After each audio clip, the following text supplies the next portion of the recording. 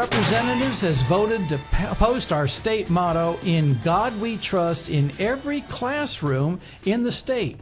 Why is this such an unacceptable idea? We'll talk about that and more right now on the Tan Talk Radio Network.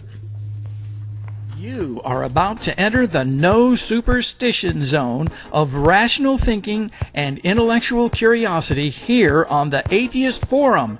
Standing by for your questions or comments at 727-441-3000, where you can talk to a real live atheist here on Tan Talk 1340.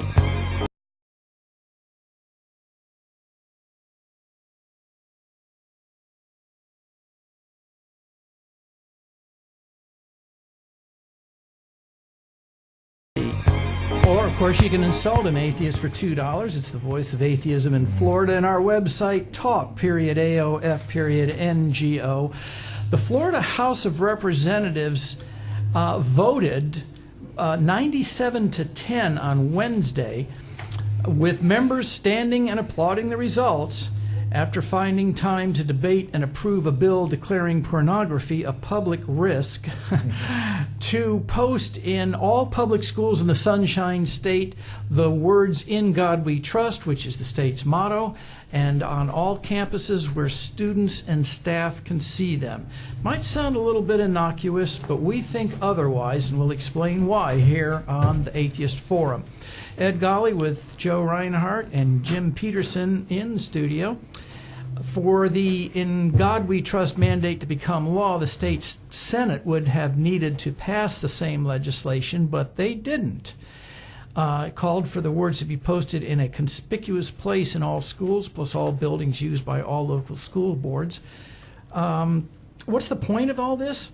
Representative Kim Daniels, a Democrat who runs a ministry, said it would help provide needed, quote, light, unquote, in the state's schools. According to the Tampa Bay Times, it quoted her as saying this: "He is not a Republican or a Democrat.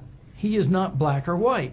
He is the light, and our schools need light in them like never before," unquote. While telling other House members why she thought it was important to pass the legislation, she said, quote, "We cannot put God in a closet when the issues we face are bigger than us," unquote, which should be bigger than we. So maybe she should have paid a little more, turned on the light when she was in public school, because she didn't quite get the English class down right. I think what the classrooms need is Kevlar vests myself. Yeah. But this is really undoubtedly a very clear but disguised effort to establish religion in the state. Rather thinly disguised. Mm-hmm. I mean, no matter how much they blather about it out of the sides of their mouths, what other earthly or unearthly reason could there possibly be to post a notice that we trust in a supernatural being? Than to create the illusion that in order to be a proper citizen of this country, you must subscribe to religious beliefs. And the state agrees with that. Mm-hmm. And is there any doubt about there? Yeah, so the argument on their part would be, well, this doesn't establish religion because it can be any God you want. But who's kidding whom? We know exactly what God we're talking about when we refer to the God that we allegedly or purportedly trust in on our currency and in our state mottos. It's not Allah, it's not Saturn, it's not Venus, it's not Ra or Poseidon.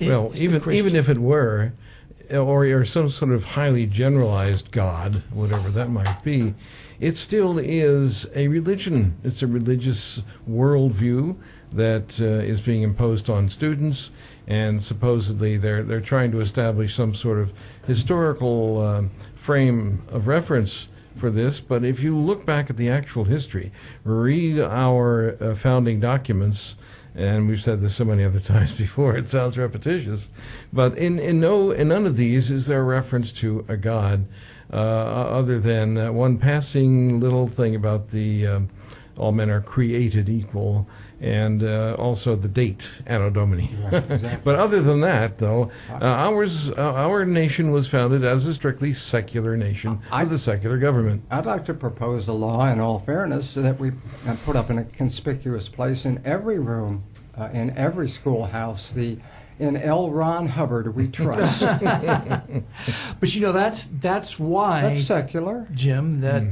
that the conservatives always need to refer back to the Declaration of Independence as evidence that the Founding Fathers wanted to create a theocracy, because it has references to a deity, but no laws, no adjudication is ever based on anything that's in the Declaration of Independence. It was simply a letter to a king saying, we're jumping ship. That's all it was. And it preceded the Bill of Rights by almost a decade. And it is our Constitution which constitutes the foundation of our government and laws. Supreme law of the land. Right, in which the very first sentence of the very first one of the Bill of Rights, Amendment 1, Congress will make no law establishing a religion or prohibiting the free exercise thereof. So they're not going to define what religion to embrace, and they're not going to give any favoritism at all to religion or establish this country as a theocracy. So why do these politicians keep trying to do that to this country? The reason the experiment has worked is for the very reason that we didn't establish a theocracy. I would like to dispose of the argument that the Constitution guarantees us freedom of religion, and we have no freedom from religion whatsoever. That's the most ridiculous argument that one could possibly trot out, for the simple reason that if you don't have freedom from religion, you cannot possibly have freedom of religion. It would be totally impossible, for the simple reason, again, that you have freedom of religion, but you have to worship something. That's just as coercive. So clearly that argument is so bogus that it hardly merits the time I just spent on it. Let me quickly read the actual bill. It's very short.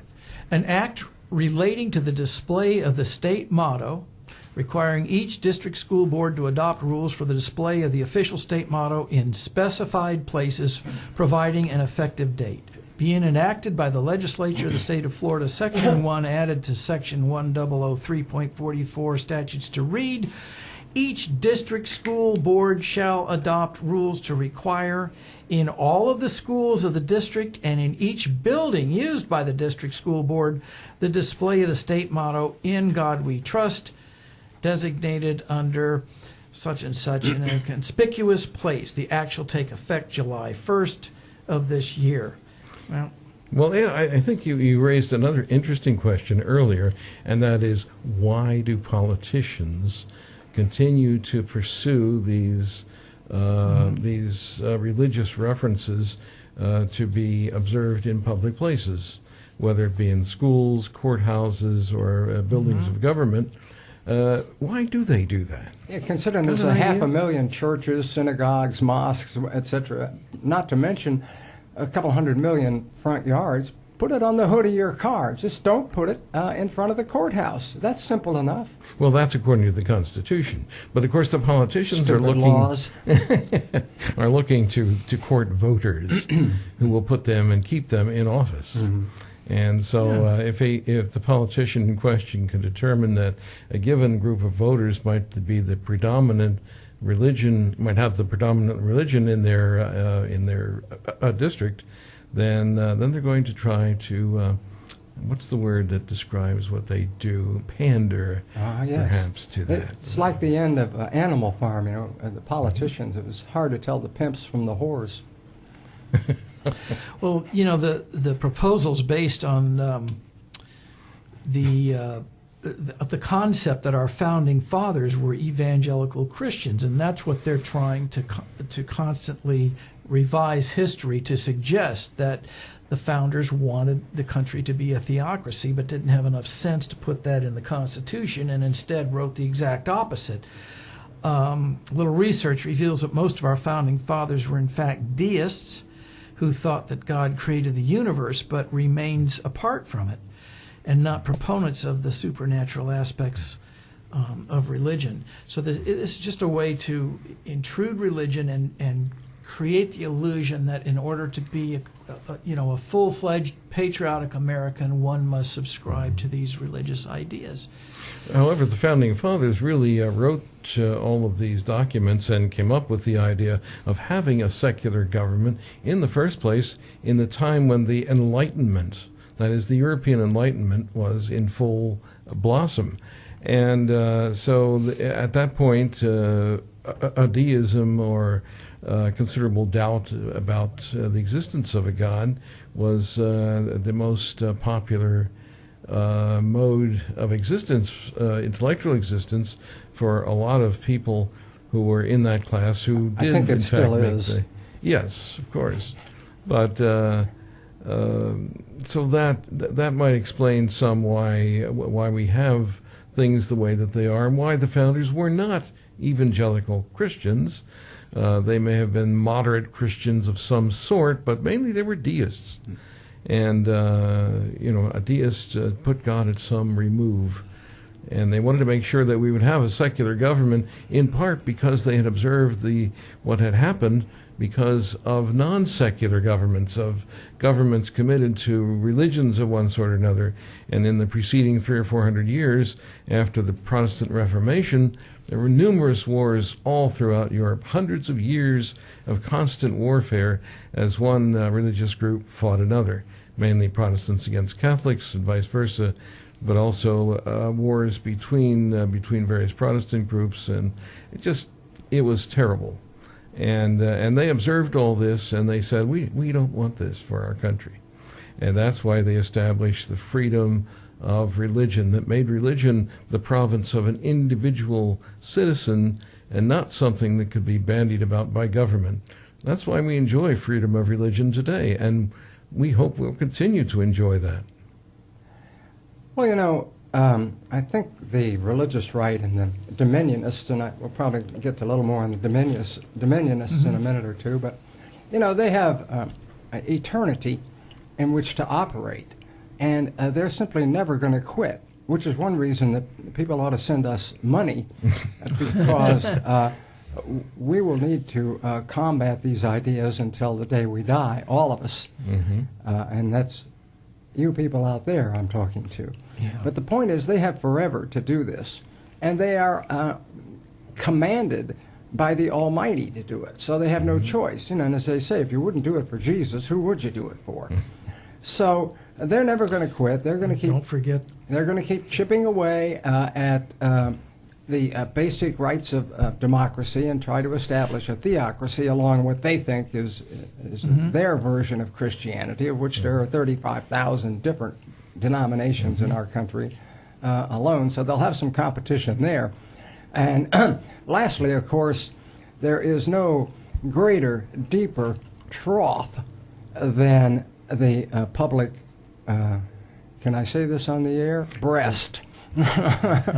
And they will suckle at that full time if they can. And the way to do that, of course, is to control the government and to control the purse strings as well. So when you already have trillions of dollars at your disposal to influence the outcome of events, why not influence them to make sure that any more incoming trillions are yours to toy with, too? 441-3000 is the phone number here at the Tan Talk Radio Network. If you'd like to weigh in and tell Joe why he should take a long walk on a short pier, 441-3000. We'd welcome your call, and we'd like to talk to you here. We want you to pay. Yes.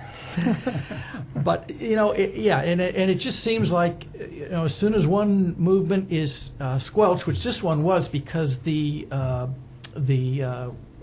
Senate never addressed it. I think I think Judy told me they read it once, but it needs 3 readings, and so now the session is over, so they won't be dealing with it anymore. But the very idea that it was put out there demonstrates that a majority of the House of Representatives in the state of Florida simply don't understand the most fundamental principle of our Constitution. And what a slap in the face to the students down in Miami who went to the legislature to lobby for more gun controls, and instead they got thoughts and prayers mostly, and some rather bogus gun control sleight of hand.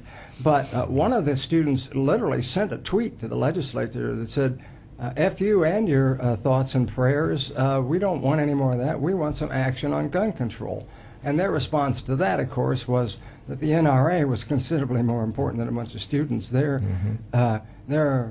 are apparently only, as far as they're concerned, two kinds of people, and that would be people with rifles and targets. I think the phrase thoughts and prayers has become anathema. Which means divinely cursed, not just scummy, right, but divinely cursed. And it should be. As well. I mean, it's a substitute for thinking. Yeah. All of us reprobates and acting. Know that. Yes. A legislator from Lake City named Elizabeth Porter said this: "We've been told, listen to the children, do what the children asked. Do we allow the children to tell us that we should pass a law that says no homework, or you finish high school at the age of 12 just because they want it so? No, the adults make the law because we have the age, we have the wisdom, and we have the experience." Well, 2 out of 3. What adults is she talking about? Exactly. I mean, what a disingenuous argument. That, what kids have ever made any of these arguments other than we don't want to be target practice? We don't want to be massacred in our schools. And she's saying, well, they don't know what they're talking about. I don't know why it is Yeah, that people just automatically seem to object to being murdered. I don't know. They're just not open to the experience. They're just so unreal. Well, that's kids for you. Yeah. They just can't they think don't know straight. they don't know any better. They don't have the maturity necessary dope. to appreciate a bullet entering your body and blowing your... Oh, my Things gosh. Designated loser of the week by the Tampa Bay Times for that kind of a comment. Well, she gets my vote. I'll say. All For right. losing. You were talking also about the... Dominionists. Yes. Okay. You want to jump into that real quick? Well, I saw an article just this week on Dominionists and their efforts to take over the government and, as I said earlier, to make it into a theocracy. And actually, there are considerably more Dominionist groups than I was originally aware of. They cited 4 or 5 different groups and some of their leaders, only 2 of whom I'd even heard of, Mr. Sheets, and then, of course, Rushdoony. That's Could a hard name you to explain forget. what a dominionist is, Joe? Well, again, it's a person who believes that we live in the dominion of the Almighty, I guess, and they want to bring their beliefs into the government so that the laws and the Constitution reflect a hard, right, fundamentalist, literal view of the Bible in our laws and in our Constitution and in our schools and in our courts and wherever else they can get their hands around your throat. Including in the customs of everyday life. Yes, of course, right. So that would be the end of any rights for anybody who didn't look, think, and act exactly the way they thought you should. Which, again, I don't know how many times I have to say this because it's so patently obvious that I hate to belabor the obvious, and that is, look around, friends. Call me right now and cite one theocracy that was in any way, shape, or form better than what we have in our democracy, warts and flaws and all. The best theocracy that ever was still sucks compared to the worst day we ever had. Well, it's the first time I ever heard you say that, Joe. Yeah. Didn't any of them make the trains run on time? I mean, we had a couple. They got credit for it. Yeah. Mussolini was famous for it. Well, I think though the foundation of the problem is that who is going to interpret whatever religion we would ever decide was going to become the law of the land, because, as you pointed out earlier, so many different denominations reading the same book. Christians can never seem to agree on what it means. They're all in agreement until the money and the power hit the table. And then it's a matter of use your elbows because the competition for the money and the power is what gave us things like the 100 Years' War, which, by the way, lasted more than 100 years. So that is nothing, I think, but an invitation to total chaos, and not just in the form of the inability to govern, but I mean violent chaos. Because if you're about to deprive me or my children or family of their immortal soul, there's nothing I won't stop at to make sure you don't do that. Kind of like the war in Iraq lasted more than 6 weeks. Mission accomplished. Yeah, right. We're still mixed up. We'll be in and out of there for $50 billion. Yeah. But they go on and on and on. But they are, in many respects, however, so far behind the times. Our era of human history is one that it really is unfavorable to their causes and methods. They are not very tolerant, and ours is an age of tolerance because the world grows ever smaller. And the internet and mass communications, everything brings us closer together, and we have to begin to appreciate and understand our fellow citizens of all creeds and colors and variations in national background and culture. And we're actually doing that. The world is, in fact, becoming more homogeneous on the cultural level, and observations of human rights are growing around the world, despite some pretty obvious and glaring counterexamples. There's been some painful hurdles to overcome, oh, yes, but we're getting better. We are getting better. And we're heading in that direction. And the pendulum is swinging our way there. Well, there's such a radical difference between the civil rights and liberties that are defined in our federal Constitution and the laws and principles defined by religion, any of the major religions of the world, which to me are very oppressive ideologies. So the argument that we were founded as a Christian nation is to a certain extent true, because we did embrace certain Christian principles, the oppression of women, genocide against the natives, and slavery, and so on. But as time has gone by, the Constitution has overruled those ideas and given women and children their liberties. Same-sex couples are now allowed to marry, and so we're making some kind of progress. But in spite of that, a lot of conservatives say this is actually instigating the downfall of our country. And so I would propose this question to the two of you. What is so wrong about creating neighborhoods or cities that are like Ave Maria down in South Florida, where these people who really cling to these beliefs and really think that that's what's necessary for a culture to be moral and right and straight from existing, and then you say, you guys can wall off your area. Won't that work with blacks and Jews and Italians and Irishmen too? I believe that's been tried. And Ave Maria couldn't get off the ground because the ACLU, among other people, and the laws, the state's attorney, the state of Florida, wouldn't let them. Some of the things they wanted to do, like not sell birth control pills at the drugstores and all the other Catholic rules they wanted to impose, the state said, well, I'm sorry, that's against the law, which is an interesting point, that the fundamental principles of your religion in many cases are against the law. In Florida, it even specifies in the Constitution that you can do anything you want religiously, except when the practices are inconsistent with public morals, peace, or safety. So they recognize that religion is not only, in many cases, lunacy, it's dangerous lunacy. Certainly, we have a number of examples of those who went into that unfortunate area. There's a special on TV about the Branch Davidians right now. Oh, yes. A prime example in our time. Isn't it a fact that the Amish can still live in houses that have no electricity? That's right. But if I build a house here in Clearwater, I can't get a certificate of occupancy. Oh, yeah, they are exempted from all kinds of, and I'm supposed to slow down when you're driving down the highway and they're going along in their stupid horse and buggy, I always root for the semi. Well, how do you know that horse is stupid? He must be pretty smart. Yeah. But anyway, yeah.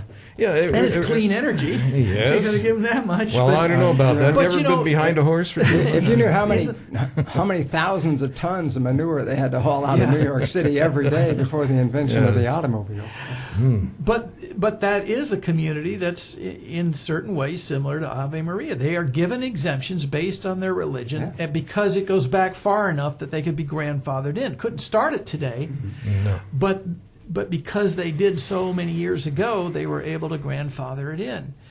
And now they're starting to find ways to provide electricity to their houses, sort of, indirectly. Some of them have cell phones. Yes. Yeah. Even in Israel, there's a lot of flack about the fundamentalist Jews who are exempt from military service, from many taxations, and also exempt from much labor, and so they get a public dole in order to exist, so they can study the spiritual world. Like in a million years of trying, like we know any more about the spiritual world than we did the day we started. But nevertheless, they're getting a lot of blowback from that. There seems to be there are people in Israel who resent the fact that they have to work and serve in the military and do things of that sort. Where if you got some stupid, if you have some very attractive looking curls and a neat little beanie cap, you don't have to do all of that But stuff. if you were king, would you, or the governor of Pennsylvania, would you require the Amish to have electricity and running water and all the other things that everybody else needs to have? Would you require it?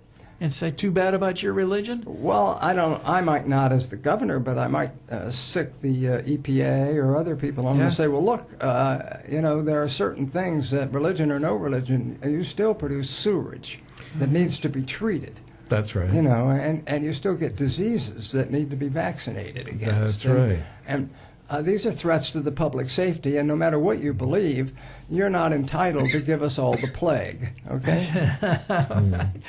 Let's talk a little bit about Atheists of Florida, which is the organization that sponsors this program. We'll tell you a little bit about it. Wonderful Invite your people. call at 441-3000. We'll be back in just a moment. I can vouch for that. Atheists of Florida is a nonprofit membership organization founded in 1992.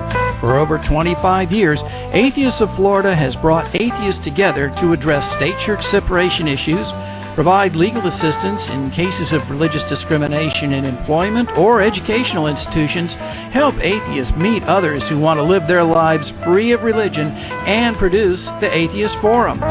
For membership information, visit our website at atheistofflorida.com, where you'll find our newsletters, annual reports, statement of purpose, and information about meetings and events. That's atheistofflorida.com.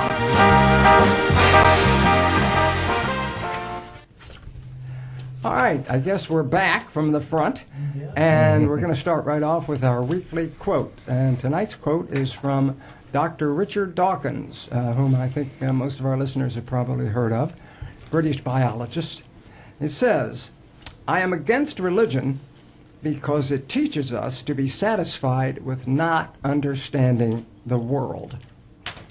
I had that demonstrated to me when we were at the Festival of Reading. A fellow walked up to our kiosk and he says, well, just look around. He says, all this had to come from somewhere. Right. Must have been a God. No evidence required, but that was satisfactory to him. So they don't need to ask any more questions. No, it's the argument from a tree, it's called. Look, there's a tree. There must be a God. Right. Where'd that tree come from? Yeah, hell, I don't know. There must be a God. It wasn't there yesterday. Yeah, right. Ask Joyce Kilmer. Oh, yes. That's right. She'll know. She'll know. What have you got, Jim? What do I have? Well, I hope it's not contagious. But I was going to comment a little here about some pending legislation, as we are wont to do here in the Atheist Forum. When Donald Trump was elected president in 2016, Republicans in Congress were very optimistic that this would mean they could finally pass a bill legalizing discrimination against same-sex couples. This past week, Senator Mike Lee of Utah, Republican, followed through reintroducing the so-called First Amendment Defense Act, which singles out a specific set of conservative beliefs for special dispensation to discriminate against those who oppose same-sex marriage and those who oppose sex outside of marriage. The bill defines these privileges as notwithstanding any other provision of law. The federal government should not take any discriminatory action against a person wholly or partially on the basis that such a person speaks or acts in accordance with a sincerely held religious belief or moral conviction. That conviction should embrace the notion that marriage is or should be recognized as a union of A, one man and one woman, or B, two individuals as recognized under federal law, or 2, sexual relations outside marriage are improper. The Does language that include before marriage or just outside of marriage? outside. That Means before, after, perhaps even during. But sex before marriage is not a problem if you don't get married. Well, my question is... Then it's not sex before marriage. Is it acceptable picky. if you pay off the $130,000 to the hooker you've been boinking? Would that kind of cover that? Or did they say? I don't think it was mentioned in the course of the senatorial discussion. Our president, too, believes in marriage between a man and a woman, and then a younger woman, and then a younger woman. Serial adultery. Yes. Right. Go ahead, Jim. Sorry. What kind of cereal was that? Yeah, well, anyway, the language that I quoted above is fairly insidious. A person who is held accountable for treating others unfairly because they oppose their same-sex relationship or their decision to engage in premarital sex would be considered a victim of, quote, discriminatory action, unquote. They would be entitled to cite the act, the First Amendment Defense Act, as a defense that they should not be in any way punished for their own discriminatory actions. This proposed law protects this group from broad actions. The legislation stipulates they can't be denied any tax benefit, and they can't be denied any access to any federal grant, contract, subcontract, cooperative, so on. In a statement accompanying the bill's introduction, Lee openly admitted, Senator Lee, that he wants to make sure organizations and individuals can discriminate without consequence. This act ensures that, quote, federal bureaucrats will never have the authority to require those who believe in the traditional definition of marriage, that is, the religious definition, to choose between their living in accordance with those beliefs and maintaining their occupation or their tax status, unquote. So they're really kind of turning the First Amendment inside out, aren't they? Pretty much, They're yes. using the First Amendment to establish religious discrimination. Here's why this law is dangerous. It's dangerous to the people who are proposing it. And it's dangerous because of another law, the law of unexpected consequences. Because if I can be refused service because of my beliefs or lack thereof, then I can certainly refuse service to you, particularly if I'm an emergency room doctor or a fireman or a traffic or a homicide cop, a detective. So those are just the 3 examples that come immediately to mind, but so there are lots of other reasons, and that is I don't need to make you a cake either because I don't want you to have a religious wedding. So you're telling us there are some of the consequences that we can expect among the unexpected consequences. That the people who like this law are subject to get punished more than the people that it's intended to punish. Again, I think I said this 2 weeks ago, but it's worth repeating, and that is all of these laws that tell people, look, you can't spend your life or you can't be legally bound to someone that isn't of the same sex because I don't like it. It's just like me telling you that you can't have a cookie because I'm on a diet. Well, that was worth repeating. Same argument. But anyway, there are multiple groups outlined when this bill was introduced in its previous incantations, because this has been going on for some time. I'm sorry, incarnations, not I like but incantation works too, doesn't it? Yes, I like that. What a great time we're having here. Sober up. such as government employees could refuse to serve married same-sex couples and their families, such as processing tax returns, visa applications, or Social Security checks. Employers could refuse to grant employees family or medical leave to take care of their same-sex spouses. Another point, employers could fire an unmarried female employee for getting pregnant. Hospitals could refuse to allow visitation to same-sex partners and spouses.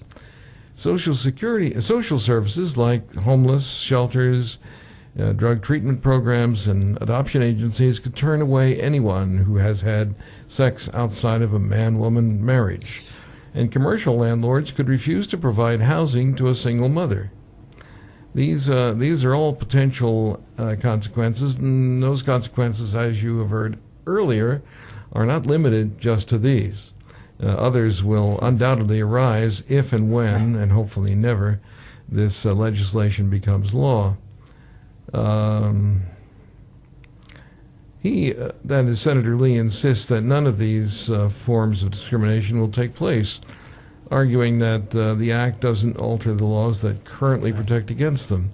This ignores the fact that the entire point of the legislation is to exempt individuals and organizations from having to follow those laws, whether it changes them or not.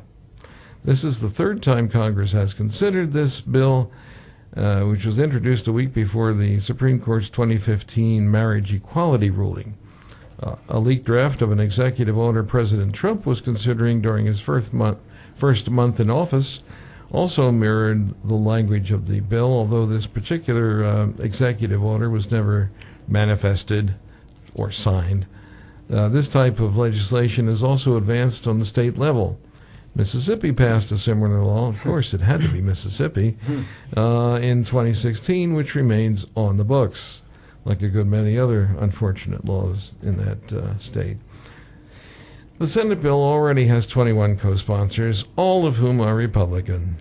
The Republican National Committee has endorsed the legislation. This, of course, is part of the Republicans' conservative credo of not interfering in the private lives of other people and in leaving the status quo as much as possible. Maximum freedom. Yeah, isn't that what which it's all brings about? us to the point that Ed likes to make, and I can hardly disagree with him, that the first rule of republicanism is to learn hypocrisy. Master the art of hypocrisy. Yeah, that's it. Well, the Mississippi lawmakers aren't finished, Jim, because on Thursday they passed what would be the nation's most restrictive abortion law, making the procedure illegal in most cases after 15 weeks of pregnancy. And it would not exempt women who were pregnant as a result of a rape. Isn't that incredible? Or incest. Well, right. 15, Right. And at 15 weeks, most women don't even know that they're pregnant at that point. Yeah, that's right. It's true. And besides, it's not the baby's fault that you were raped or had sex with a relative. Mm-hmm. Well, the fetus in this case. It ought not to be punished or murdered, because of your indiscretions. And see, they spin it to say we're protecting more women. We're protecting more children. The governor, Phil Bryant, said he'll sign it if he gets it.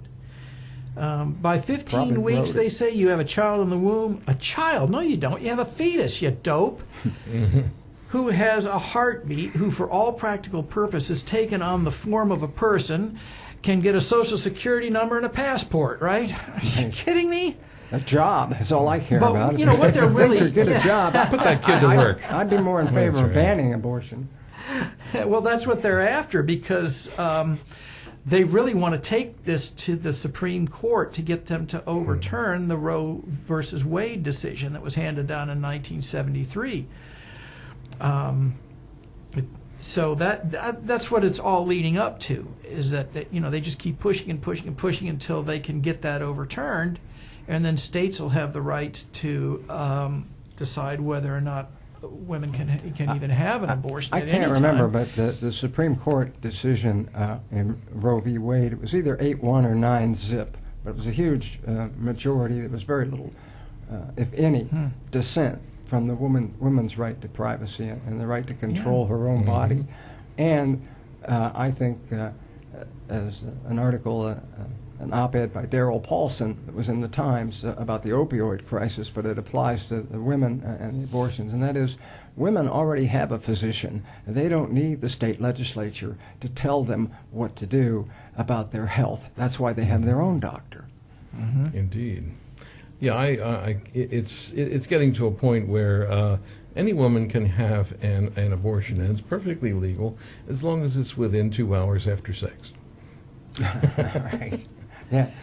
Plus, again, is now and always has been the case that if you had a few dollars, you could get an abortion anytime you wanted to, no matter how illegal it was before Roe v. Wade. Yes. You went down, you found yourself a gynecologist, you got yourself a D&C or whatever, and they scrape out the uterus, and that's the end of your problem. So the solution to the abortion conflict is to stop calling it an abortion and call it a health procedure. Well, women in Ireland, for instance, which has very strict Catholic anti-abortion rules, call it a foreign vacation. A foreign vacation. Yes. Nice little vacation. Yeah.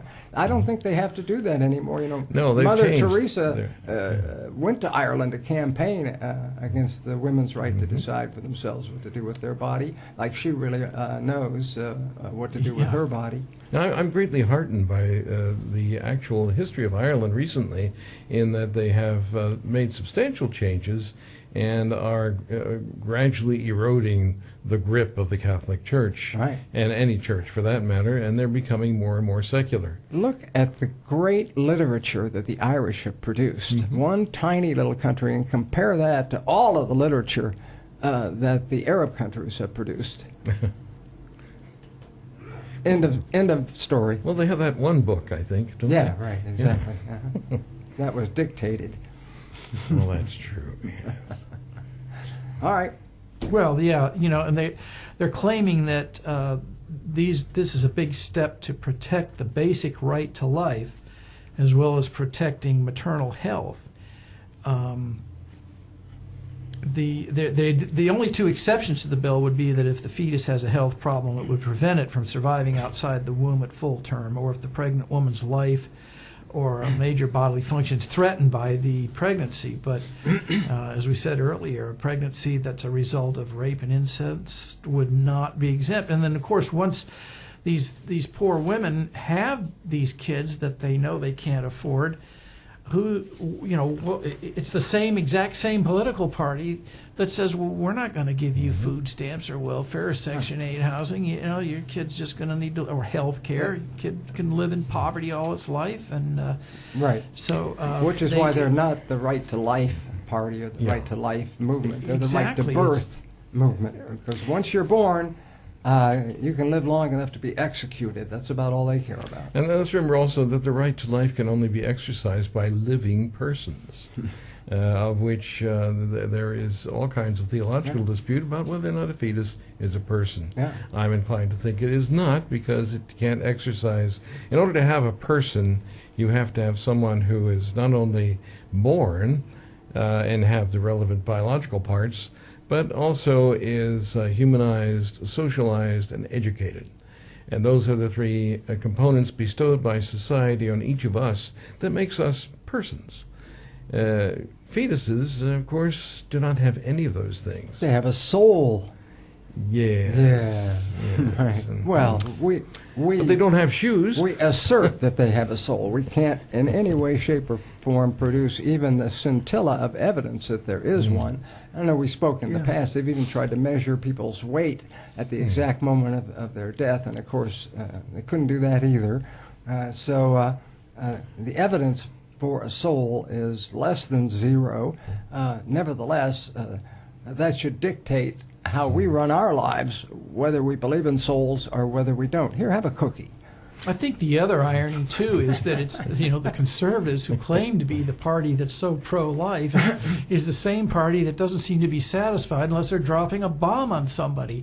It's estimated that anywhere from 100,000 to 400,000 Iraqi citizens were killed when our country invaded Iraq, in spite of the fact that Iraq never made any threat against this country, didn't have the ability to implement any threat against this country, and never suggested that they were going to threaten this country in any way. And we're not participants in the 9/11 catastrophe. And nothing to right, do with it it. had nothing to do with that. But but because they're not the right religion, they're not the Christians. Yeah, it we doesn't can matter. bomb them with impunity. Yeah, they deserve it. We can just kill as many of them. Pain looks good on and them. It's the I don't mind being pro-life bombed. party. I don't mind being bombed with impunity. It's those other kinds of bombs that really bother me. The ones that explode. Yeah, Yeah, no it's, kidding. very hurtful. It's a mystery to me why it is that when you blow up somebody's wife and children or bomb some wedding party and kill half the people there, that the people resent that and that they store up this resentment for weeks or longer. Don't they appreciate our sincerity and the strength of our belief system? What's wrong with those people? In the movie Apocalypse Now, there's a great scene where the guy in the helicopter is just about to strafe some young woman, about 20 or so, and he says, "Savages," and then he shoots her about 20 times. Well, that kind of goes back to the history of this country, right? Comes back to the issue of you must first master the art of hypocrisy. Yes.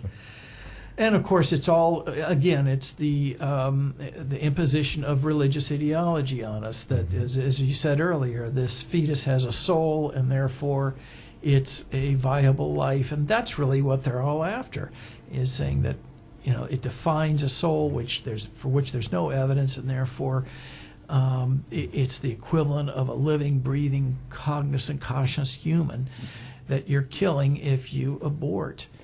I like of to course, think that what they are really about is not, they don't really care that much about the issues of personhood and fetal viability and all that. What they really care about is the exercise of power. Sure. They want to control society by controlling people, and especially controlling women.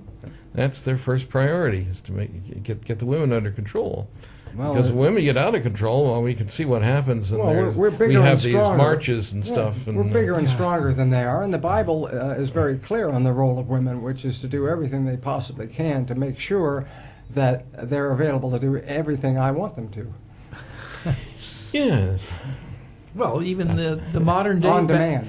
The modern day Baptists still subscribe to the idea that the wife is to be subservient to the husband. They haven't outlived that yet. They haven't outgrown that. Isn't that right? We could take just a minute to count up the number of female priests there are in the Catholic Church. Uh-huh. Yeah. I'm done. There it is.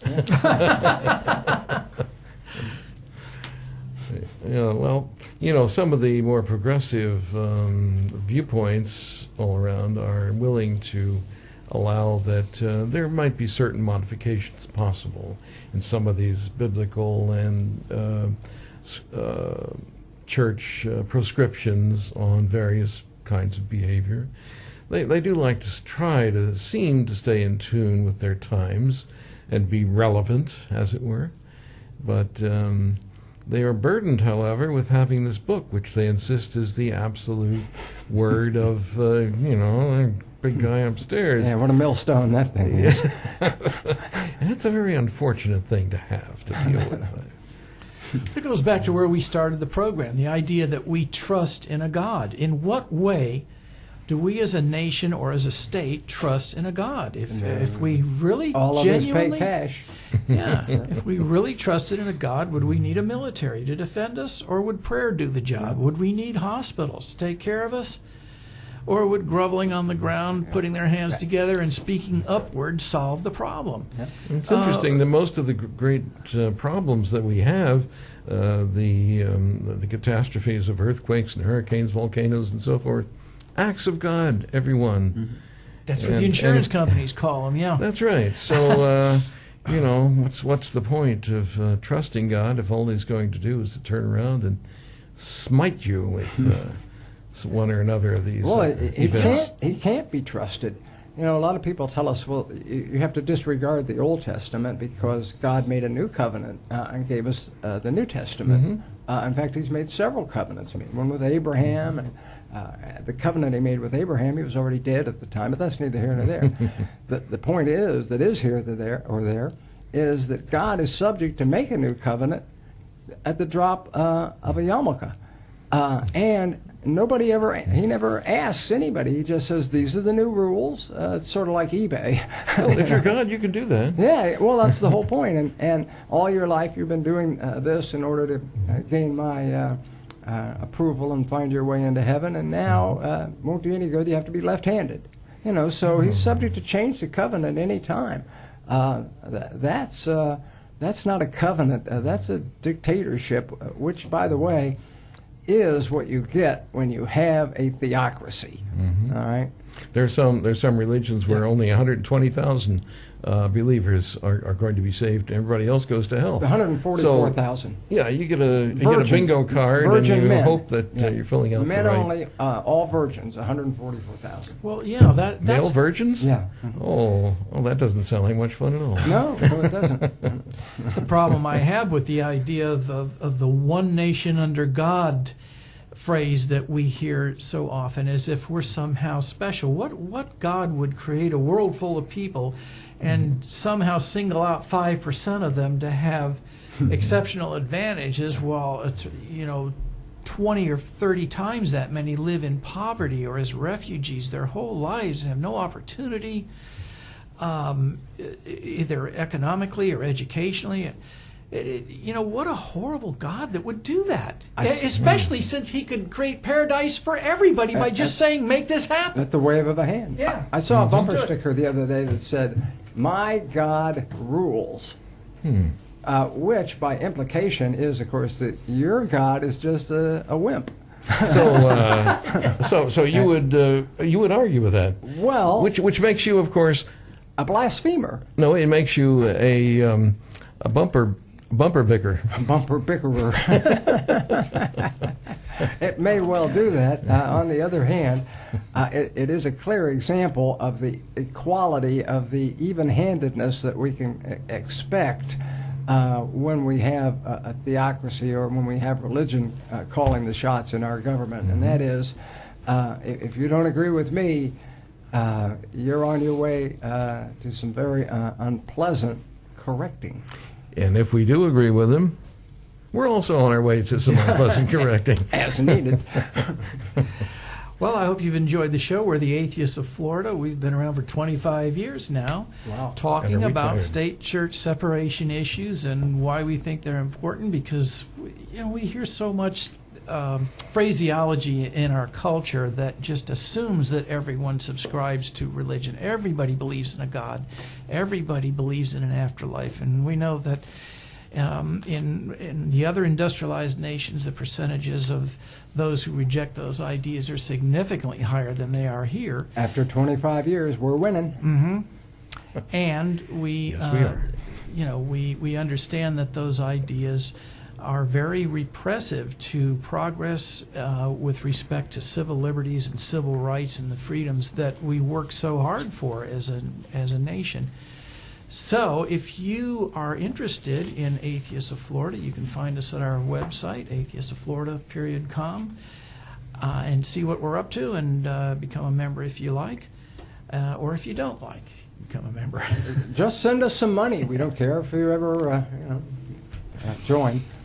Or aof.ngo.com. There's no limit on the amount of money that you can send, by the way. None? No, we like to be tolerant. I'll send you more then. Yeah. All right, and so on the Tan Talk Radio Network, we hope you'll join us again next week here on the Atheist Forum. I'm sure it'll be just as insightful and prerogative as it was this week. And so, insulting and outrageous. Oh, yeah. That's right. So now, along with Jim Peterson and Joe Reinhardt, I'm Ed Golly, reminding you, if the story seems a little too implausible to be true, don't believe it just because somebody wrote it down. Make them prove it. You have been listening to the Atheist Forum. To learn more about Atheists of Florida, visit our website at atheistsofflorida.com. Continue the discussion on our website, talk.aof.ngo. Join us again next Sunday for another edition of the Atheist Forum here on Tan Talk 1340.